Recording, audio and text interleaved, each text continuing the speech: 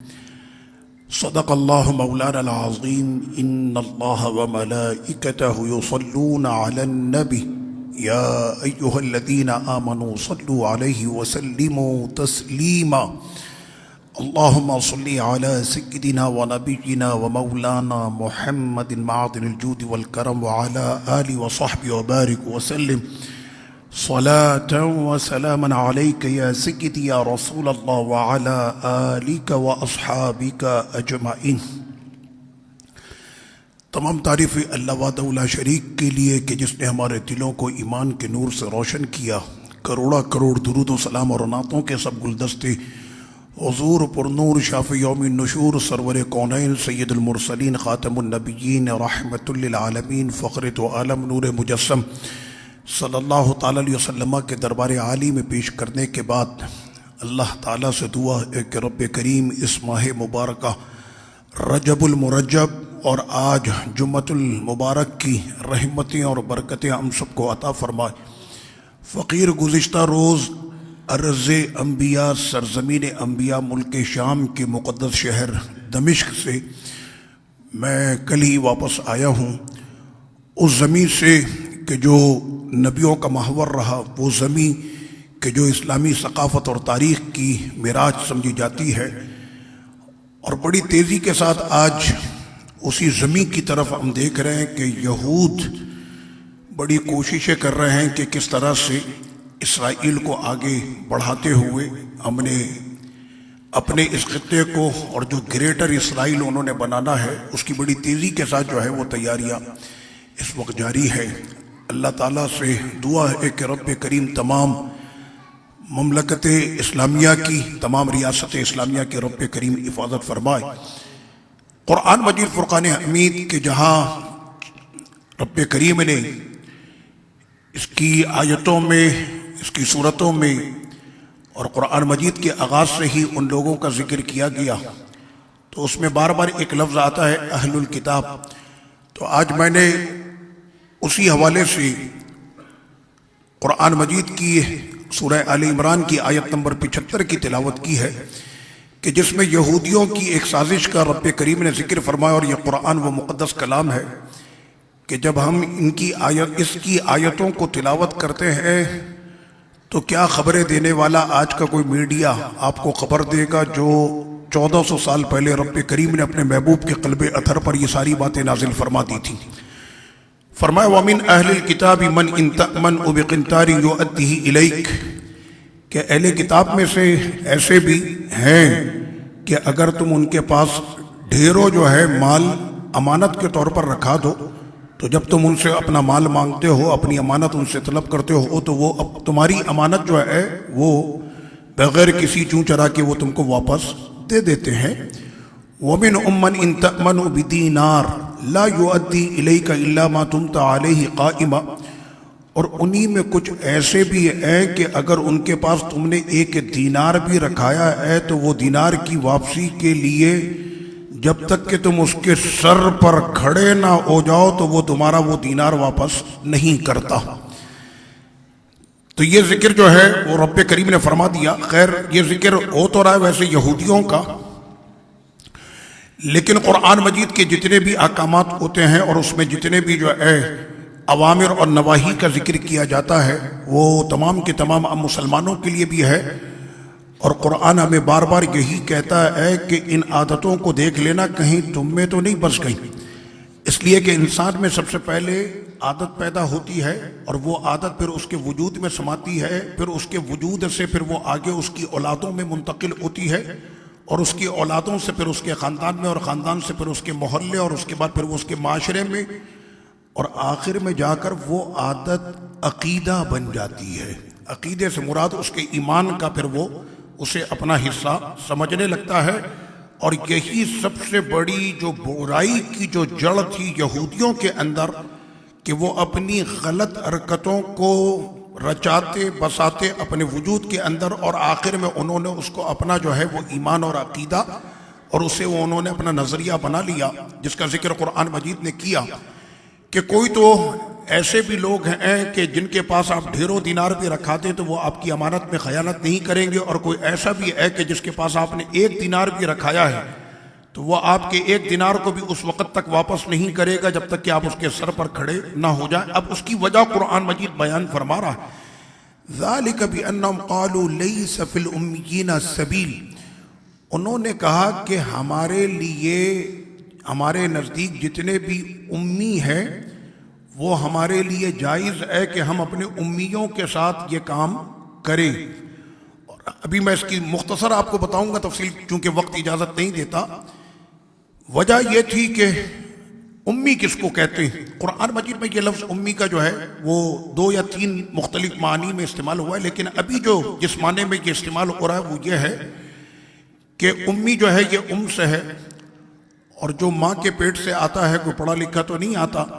تو ان کا یہ کہنا تھا کہ وہ لوگ کہ جو امی ہے، اور یہاں پر امی سے بھی انہوں نے یہ مراد لی ہے کہ وہ شخص، وہ لوگ، وہ جماعت، وہ قوم کہ جن پر کتاب نہیں اتری یا جن کو کتاب نہیں ملی، اور یہاں پر کتاب سے مراد ہے تورات۔ تورات جو ہے وہ حضرت موسیٰ علیہ السلام پر نازل ہوئی، اور حضرت موسیٰ علیہ السلام جو ہے بنو اسرائیل میں سے ہے۔ اسی طرح سے جو زبور ہے وہ حضرت سیدنا داؤد علیہ السلام پر نازل ہوئی، اور وہ بھی بنی اسرائیل میں سے ہے۔ اسی طرح سے انجیل جو ہے وہ حضرت عیسیٰ علیہ السلام پر نازل ہوئی، تو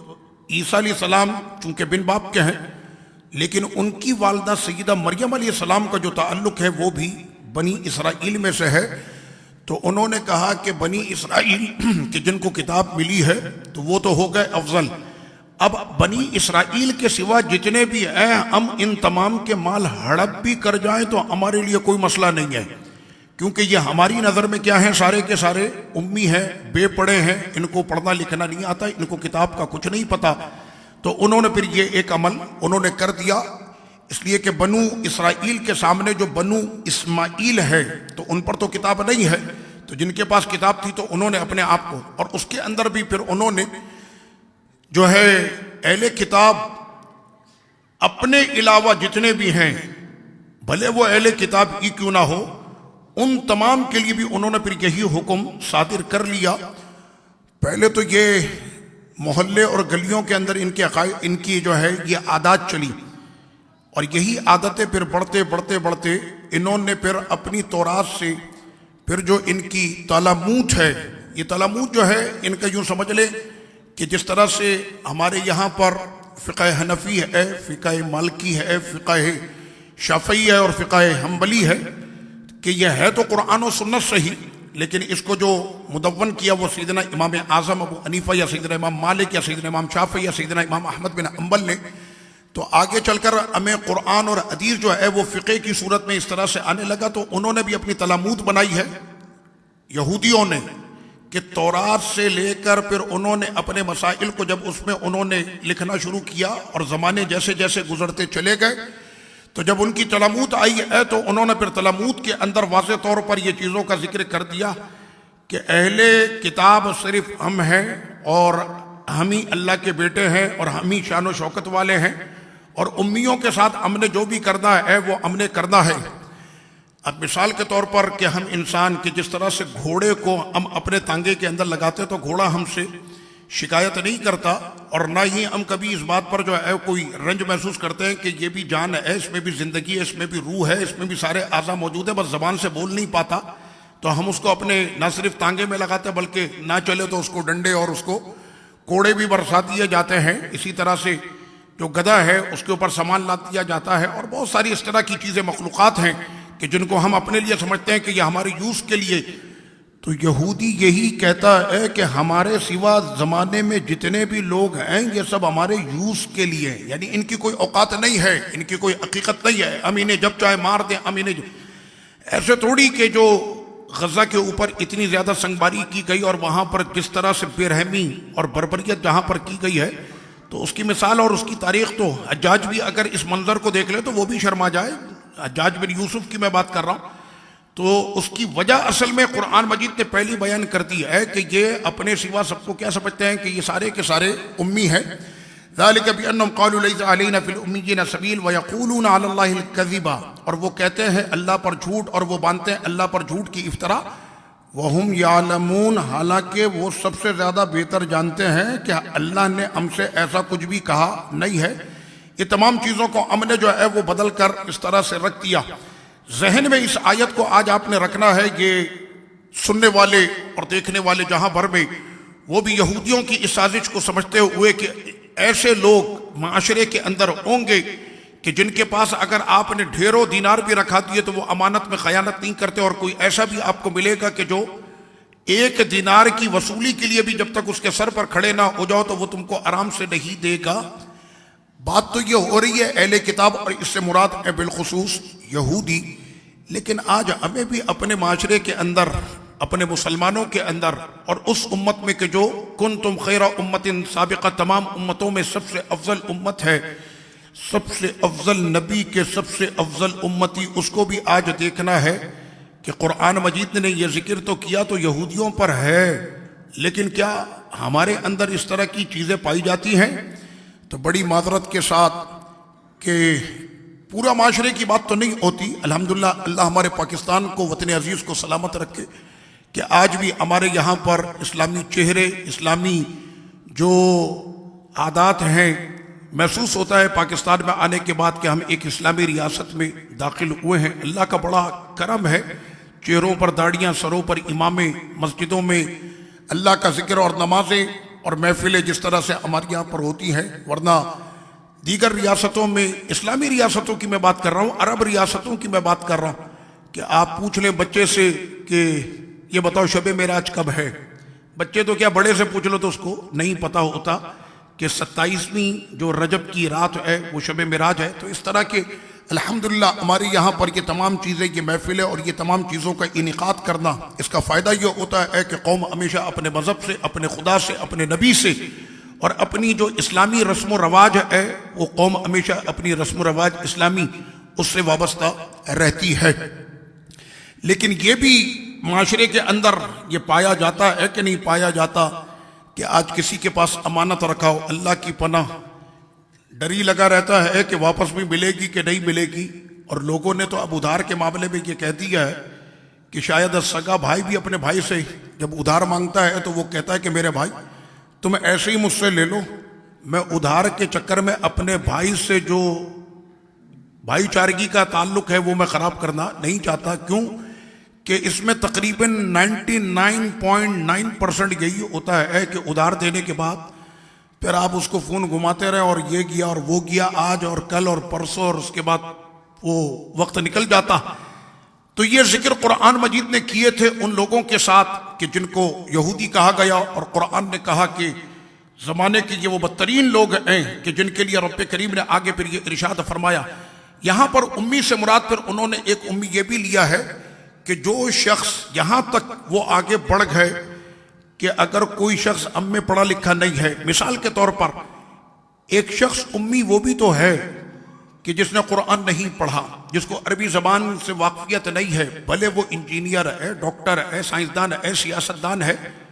لیکن جہاں پر عربی کی بات آ جائے، قرآن کی تلاوت کی بات آ جائے، قرآن کے فہم اور فراست کی بات آ جائے، تو ہم یہ تو کہہ سکتے ہیں کہ جناب فہم قرآن میں یہ امی ہے، تلاوت قرآن میں یہ امی ہے، شریعت کے علوم میں یہ امی ہے، اور امی سے مراد عام عوام ہے کہ جو علم ایک عالم فارغ التحصیل عالم کو ایک علم ہوتا ہے، اس کو وہ علوم حاصل نہیں ہے، تو اس اعتبار سے یہ امی ہے۔ تو اسی طرح سے اگر پھر ہم دیکھ لیں تو ڈاکٹر کے سامنے جتنے بے ڈاکٹر ہیں یا جنہوں نے ڈاکٹریٹ نہیں پڑھا وہ اس کی نظر میں امی ہے، انجینئر کے سامنے جو انجینئر نہیں ہے وہ اس کو سمجھے گا کہ یہ امی ہے۔ اور بڑی معذرت کے ساتھ جس طرح سے یہودیوں نے کبھی اپنا پلان یہ مرتب کیا تھا نا کہ جتنے بھی امی ہیں ان کا مال ہمارا ہے اور ان کی جان ہماری ہے، ان پر ہم ظلم و ستم کے پہاڑ توڑے کوئی مسئلہ نہیں، ان کا مال کھا کے ہم جو ہے وہ ڈکار نہ لے کوئی مسئلہ نہیں۔ بڑی معذرت کے ساتھ یہ تو بات ہو گئی یہودیوں کی، لیکن ہم اے مسلمان، ہم اے سرکار علیہ السلام کے امتی، ہم اے سب سے افضل امت، ہم اے سب سے پہلے جنت میں جانے والے، ہم اے کہ جس کی شان میں قرآن کہتا ہے کنتم خیر امت اخرجت للناس۔ آج ہم کو بھی یہ دیکھنا ہوگا کہ ایک ڈاکٹر ہے کہ جو اپنی فیس رکھتا ہے 10,000 چیک اپ کے، آپ جانتے ہیں اس طرح کے ڈاکٹرز موجود ہیں، وہ میرے بھائی یہ 10,000 آپ نے جو رکھے ہیں کس بات کے رکھے؟ کہنے سامنے والے کو پتہ نہیں ہے میں نے پڑھا ہوا کیا ہے، تو وہ جو میں نے اپنی پڑھائی کی ہے نا یہ میں اس کے چارجز کرتا، منصب پر بیٹھ گیا اور اس کے بعد پھر جو ہے ظلم و ستم کے جو پہاڑ وہ ڈھا رہا ہے قوم کے اوپر کہ تجھے یہ کرنا ہوگا ورنہ میں بتاؤں میں کون ہوں، کرسی کی پاور دکھاؤں میری کرسی کی پاور کتنی ہے۔ تو جب وہ اس طرح کے معاملات کرنا شروع کر دے تو اس کا مطلب کیا ہے کہ وہ سامنے والے کو وہی سمجھ رہا ہے کہ یہ کوئی جانور ہے، یہ انسان نہیں ہے، اس کا مال میرا ہے، اس کی جان میری ہے، اس پہ ظلم و ستم کے میں جتنے پہاڑ توڑ دوں یہ کچھ بھی نہیں کر سکتا۔ یہ اسی طرح سے جو مہنگائی کے یہ بازار گرم ہوتے چلے گئے۔ آپ کو یاد ہوگا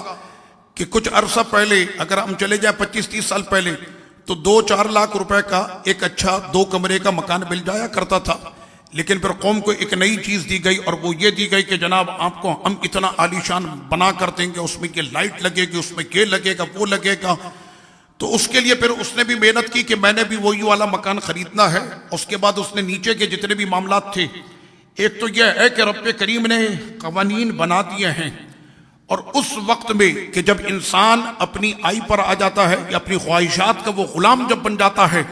تو پھر اس کو اس بات کی پرواہ نہیں ہوتی۔ میں نے تو ماں کے شکم میں آنے سے پہلے بھی اپنے رب سے وعدہ کیا تھا کہ مالک تیرے عہدوں پر قائم رہوں گا۔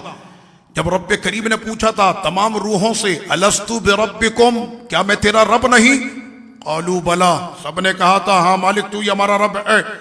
جو تو کہے گا کریں گے، جس سے روکے گا رکے رہیں گے۔ الذین ینقضون عہد اللہ من بعد میثاقہ، یہ وہی لوگ ہیں کہ جنہوں نے عالم ارواح میں کیے ہوئے وعدوں کو جنہوں نے توڑ دیا۔ اس کے بعد پھر جب ماں کے شکم میں ہے تو وہاں پر بھی اس سے پوچھا جا رہا ہے کہ کیا تو اپنے مالک کے کہے پر قائم رہے گا؟ اس نے وہاں پر بھی یہ بات کی۔ اس کے بعد پھر یہاں تک کہ سرور کونین صلی اللہ علیہ وسلم کے دستے حق پرس پر جب صحابہ اکرام نے بیعت کی تھی حدیبیہ کے میدان میں، تو جس کا ذکر قرآن نے کیا کہ ید اللہ فوق ایدیہم، کہ پہلے تو ہاتھ ہیں صحابہ اکرام کے، ان ہاتھوں پر رکھا سرور کونین صلی اللہ علیہ وسلم نے اپنا دست مبارک، اور اس کے اوپر پھر رب کریم فرما رہا ہے کہ ایک ہاتھ اور بھی ہے۔ ہم تو یہ تو جانتے ہیں کہ اللہ نے اپنے محبوب کے ہاتھ کو فرمایا کہ ید اللہ، ان کے ہاتھوں پر اللہ کا ہاتھ ہے۔ تو یہاں پر تیسری بات یہ ہو گئی کہ ایک تو صحابہ کے ہاتھ، پھر سرور کونین کا دست مبارک، اور رب کریم نے فرمایا کہ اس عہد کے اندر ہمارا بھی دست قدرت تھا۔ وہ جو عہد لیے گئے ان تمام عہدوں کے اوپر وہ لوگ کے جو قائم رہے، اللہ نے پھر ان کو جو ہے اعزاز کے تمغے عطا کیے۔ من المؤمنین رجال صدقوا ما عاہدوا اللہ علیہ، کہ مومنوں میں کچھ مرد ہیں۔ ہم مرد تو اسی کو سمجھتے ہیں نا کہ بڑی موچے رکھ لے اور وہ 6 پیکس ہو جائے، چوڑی اس کی چھاتی ہو، محلے میں نکلے تو 2 گنے لگا کر، اور لوگ یہ سمجھے کہ اس کے خوف کے مارے وہ بھاگ جائیں، اور وہ سمجھتا ہے کہ جناب میری کرسی، میرا منصب، میں جس کے ساتھ جو چاہوں وہ میں کر سکتا ہوں، اور میں چاہوں نا سیکنڈ کے اندر تمہیں غائب کروا دوں گا، پتہ بھی نہیں چلے گا۔ یہ اس کے منصب کی پاور ہوتی ہے۔ ان چیزوں کا ذکر وہ کر رہا ہے، اور وہ سمجھ رہا ہے جناب ارے مردوں کی زندگی جیتا ہوں۔ بیٹا بھی شان سے کہتا او میرا باپ جو ہے وہ مردوں کی زندگی، وہ جب قبر میں چلا گیا پوتے گلی محلوں میں پھینکتے پھر رہے ہوتے، تم کو پتہ نہیں پورا محلہ ہمارے دادا سے ڈرتا تھا۔ میں نے کہا پیارے پوتے جا کر قبر میں تو دیکھ لے کہ اس کا حال کیا ہوا۔ یہ نہیں ہے مرد۔ قرآن نے جس کو مرد کہا من المؤمنین رجال، مومنوں میں کچھ مرد ہیں۔ کہنا مالک وہ مرد کون ہیں؟ فرمایا صدقوا ما عاہدوا اللہ علیہ، انہوں نے جو اپنے خدا سے عہد کیے تھے ان عہدوں پر ہمیشہ قائم رہے، اللہ سے کیے ہوئے وعدوں پر وہ ہمیشہ قائم رہے۔ اور ان مردوں میں سر فہرست نامہ آتا ہے ابو بکر صدیق کا، عمر بن خطاب کا، عثمان غنی کا، علی مولا کا، سعد و سعید کا، طلحہ زبیر کا، خالد بلال کا۔ یہ تھے وہ لوگ کہ جو اپنے عہدوں پر اور اپنے عہدوں پر ہمیشہ قائم رہے۔ اور یہی سلسلہ جب آگے بڑھا تو رب کریم نے فرمایا بلا من اوفی بعہدی واتقی، انہی میں سے کچھ ایسے ہیں کہ جنہوں نے، یہ بات چل رہی ہے یہودیوں کی، ایسا نہیں ہے کہ ان میں سارے لوگ خراب ہیں۔ کہا کہ اگر معاشرے میں 4-6 خراب ہو جائیں تو کوشش کرو کہ وہ بھی سدھر جائیں، تب تو ہم یہ نہیں کہتے کہ یہ معاشرہ بگڑ چکا، لیکن پورے معاشرے کے اندر اگر یہ غلط رسم و رواج اگر یہ پڑ گئی تو پھر یہ کہا جائے گا کہ 2-4 کے صحیح رہنے سے بھی کوئی فائدہ نہیں ہے، کیونکہ پورا معاشرہ برباد ہو چکا۔ تو رب کریم نے فرمایا کہ ان میں سے کچھ ہیں کہ جو اپنے عہدوں پر قائم ہیں اور وہ اللہ سے ڈرتے ہیں، اور بے شک اللہ تعالیٰ ڈرنے والوں کو جو ہے وہ پسند کرتا۔ آج اس طرح کے معاملات اتنے زیادہ ہوتے چلے گئے کہ جب ہم نے اپنی ان اعلیٰ خواہشات کو پورا کرنے کے لیے نیچے ہم نے عہدوں کو توڑنا شروع کیا. آپ جانتے میرے سے زیادہ بہتر سمجھتے, قوم مجھ سے زیادہ سمجھدار, عہدوں پر موجود جو لوگ ہیں وہ مجھ سے زیادہ سمجھدار. ہم تو مسجد اور مصلی کے لوگ ہیں, ہمیں تو اتنی باتوں کا پتہ نہیں جو قرآن اور حدیث نے بیان کیا ہم اسے قوم کے سامنے پیش کر دیتے. سب سے زیادہ مال تگڑا آتا اسی وقت ہے کہ جب آپ کیے ہوئے عہد کو توڑیں. یعنی جس منصب پر وہ موجود ہے نا, کہ اس منصب کی حفاظت اور اس منصب کی عزت کو برقرار رکھنا آپ کا کام ہے. جب اس منصب کے بنے ہوئے قانون کو وہ توڑے گا تبھی تو سب سے تگڑا مال آئے گا. اس ٹائم پر سب سے زیادہ اس کو مال ملتا ہے. تو رب کریم نے فرمایا کہ عہد چاہے دنیا کے ہوں, عہد چاہے خدا سے ہو, عہد چاہے نبی سے ہو, عہد چاہے تمہارے ماں باپ سے ہو, عہد چاہے تمہارے بھائی سے ہو, عہد چاہے تمہارے پڑوس سے ہو, جو عہد و وفا تم نے اپنے وطن سے, اپنے دیش سے, جس سے بھی تم نے عہد کیے ہیں, ان عہدوں کو تمہیں پورا کرنا پڑے گا. اور اگر تم نے ان عہدوں کو پورا نہ کیا, اللہ اکبر, ان کی جو پھر سزا. ان الذین یشترون بعہد اللہ, بے شک وہ لوگ کہ جنہوں نے اپنے عہدوں کو بیچ دیا, ثمنا قلیلا. رب کریم فرما رہا تھوڑے سے مال کے چکر میں یہ تمہارا ایمان, یہ تمہارا عہد, یہ تمہارے وعدے جو تم نے اپنے خدا سے کیے یہ سستے نہیں ہیں. اگر وہ تم کو پوری دنیا بھی لکھ کر دے دے کہ یہ پوری دنیا تمہاری ہوئی, میرا رب فرما رہا تب بھی تھوڑی سی ہے, کیونکہ تم کو پتہ نہیں ہے کہ تم اس دنیا میں چند گھنٹے رہو گے, چند دن رہو گے, چند ہفتے رہو گے, چند مہینے رہو گے, چند سال رہو گے, تمہیں اس کا پتہ بھی نہیں. ثمناً قلیلا. لیکن عہد توڑنے کے بعد جو پھر تمہارے اوپر مصیبت کے پہاڑ توڑے جائیں گے وہ کیا ہوگا؟ اولئک لا خلاق لهم فی الآخرہ, ان کے لیے آخرت میں کچھ بھی نہیں ہوگا. ایک تو یہ بات ہو گئی. ولا ينظر الیہم, اللہ ان کی طرف دیکھے گا بھی نہیں. ہائے ہائے, ان پیاروں کا ذکر جب میں تراویح میں پڑھتا ہوں نا سورہ قیامہ 29ویں پارے میں, وجوہ یومئذ ناظرہ